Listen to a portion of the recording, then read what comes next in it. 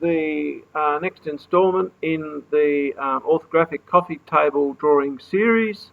This is part C of the series. So in parts A and B we completed the plan view, elevation and end elevation of the coffee table in orthographic projection. The main purpose of this presentation will be to go through some of the standards and conventions around dimensioning. In other words, we're putting measurements on things. Okay? It's really important to use the correct methods. The methods I'll be showing you are standards that are recognised all around the world. If you choose to put measurements or dimensions on your drawings in some other way, there's a significant risk that they'll be misunderstood. So, for example, you might be designing a product to be manufactured or constructed, and if you put the dimensions on the wrong way around, for example, it might mean a completely different thing to the person who's actually making that product. So we'll start off by putting an overall dimension in, an overall length dimension, an overall width dimension. So we're sort of concentrating on the top view at the moment. Now we're going to have several different layers of dimensioning. We'll have an overall dimension on the outside, and we'll have an inner dimension to show things like the width of the leg and so on. So I'm going to suggest that you start at a point 30 millimeters out. So we're going to actually draw what's called a projection line that has a small gap, about a 2 millimeter gap out from that corner. And we've talked before about the fact that that gap is so we don't confuse this line with being part of the drawing itself. So a small gap, and then go out to 30 millimeters away, straight out. A little bit lighter than a normal outline. We'll go over to this side, do the same thing. So 30 millimeters out.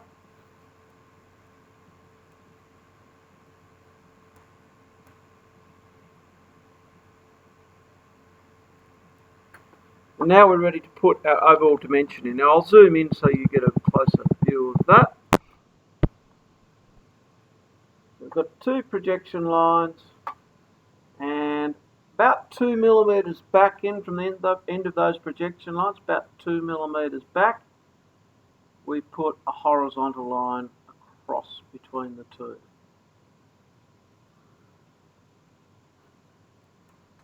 On either end of that horizontal line, we put a little arrowhead. Now these arrowheads have to be drawn in a particular way. So for example, if you've drawn arrows like this before, or you've filled them in, or you've done them like that, or something like that, they're not acceptable on a technical drawing. Okay, the arrowheads that we want to see you drawing are going to be this kind of shape. That's a conventional arrowhead. Okay, now normally the overall length from that point to there is about 3 millimeters. The overall width across there is about 1 millimeter. Okay, so it might be a good idea to practice drawing your arrowheads before you start applying it to the drawing.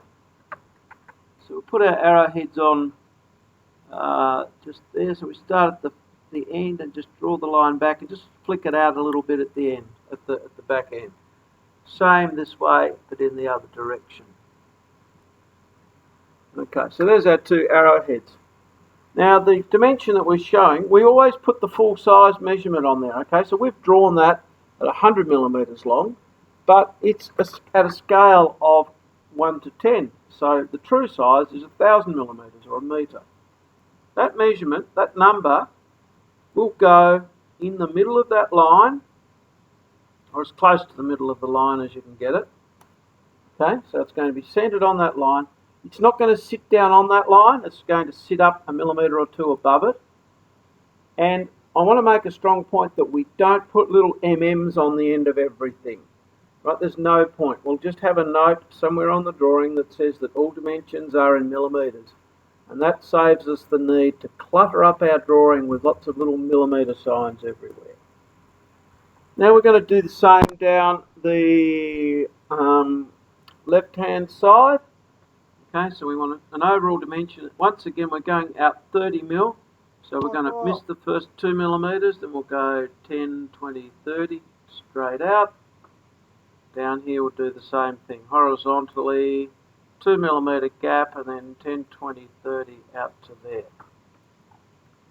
Once again, 2 millimeters in from the end, so about there. You don't have to measure that, just guess it. As long as it looks about like 2 millimeters, it'll be fine. We'll put a vertical line down there. Put our arrowheads top and bottom.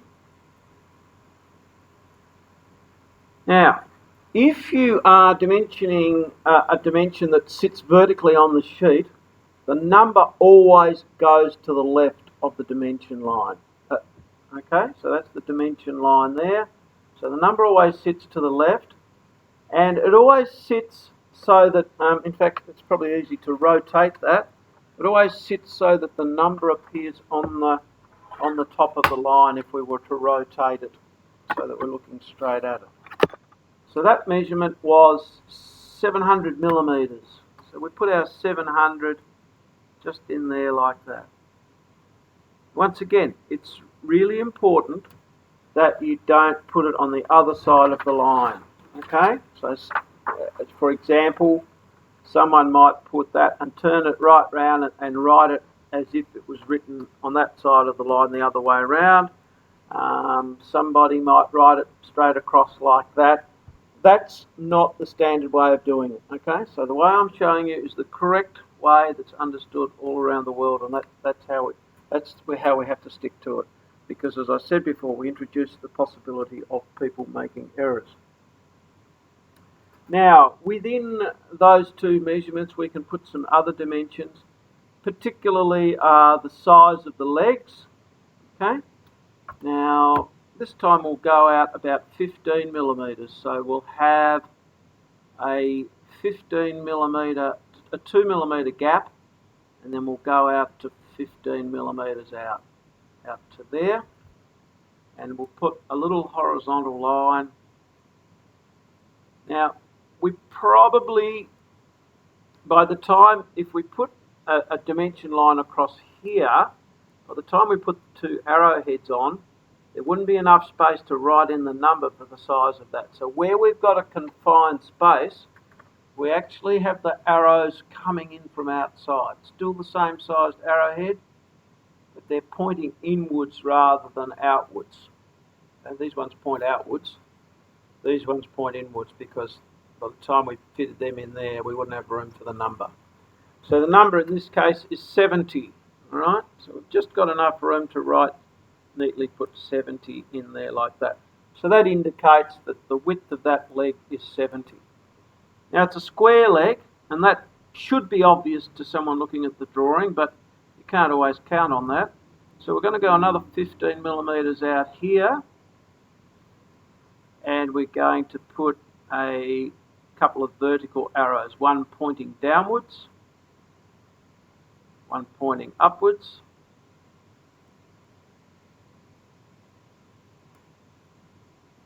Now, I did say if the dimension is positioned vertically on the page, that you write the number over on that side.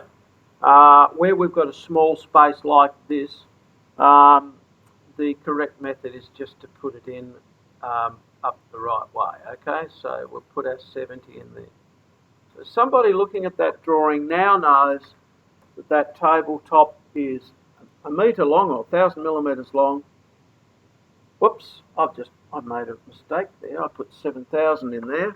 Please forgive me. I don't know how I managed to do that. That should have been 700. Just make sure we get that right.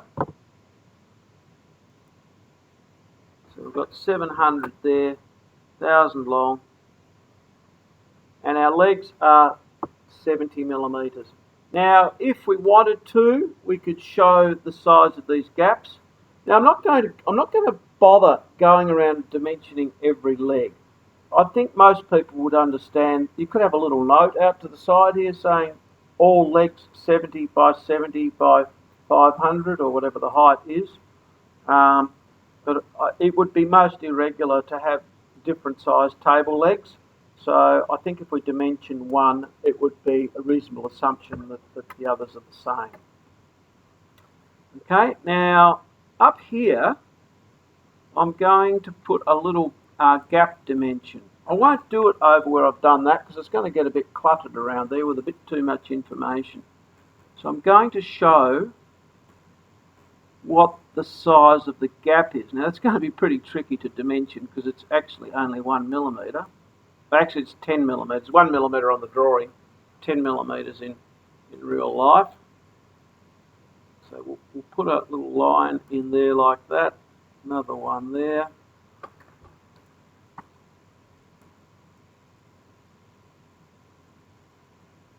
We obviously can't fit the 10 inside that gap, so I'll just sit it slightly above, just there, so everyone knows that that gap is 10.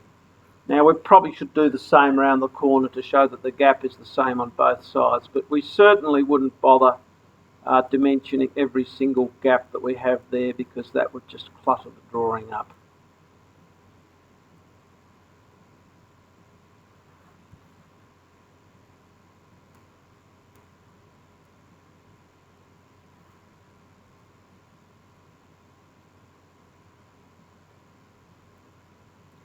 Nearly put it in the wrong place. I'll put it just there. So it's pretty obvious that that gap is now 10 millimetres. Now that's about all the information that we could show on that drawing. We could show the dimension for where that hidden rail fits into the leg. I think it's fairly obvious that it's in the middle. I'm not going to bother actually dimensioning that. I don't think that's critical.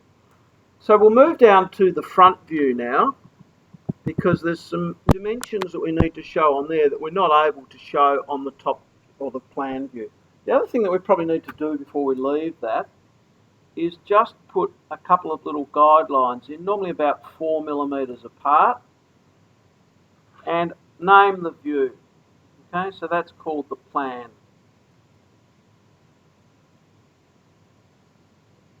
Some people put plan view, elevation view, end elevation view.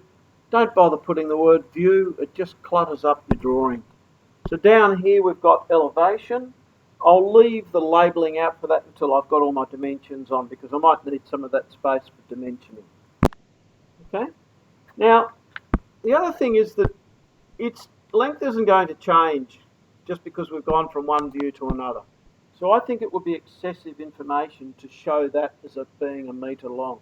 All we really need to show on here are the measurements that we can't see in the plan view.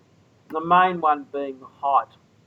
Okay, so we'll go out 30 millimetres with a 2 mil gap, so 10, 20, 30, there we go, 2 millimetre gap out to there, and here's a little bit of quality control. We've chosen a particular distance out from the drawing there, so when we put this dimension in here, we want it to line up with that one. If it was sort of a little bit in or a little bit out, then make the drawing look a bit ratty, look a bit untidy. So we'll keep everything in alignment as much as we can.